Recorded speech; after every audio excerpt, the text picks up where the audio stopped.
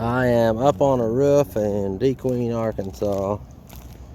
Adjuster was out here and he said that there's some damage, but the roof still has some life left, right? Funny, because I think that's just kind of his way of admitting that there's some hail damage. So we're gonna end up having him come back. And then when we come back, I think it's gonna be pretty hard for him to deny what's going on. So hopefully we can get this thing approved. So the slope behind me here, this one's the worst.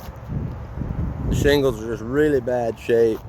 And then the building behind me here, that's the one where I took the northeast and west slopes and marked it off. So you'll see the hail hits in those pictures. I mean, what's there, and then I guess we'll decide what action to take from here. So over and out.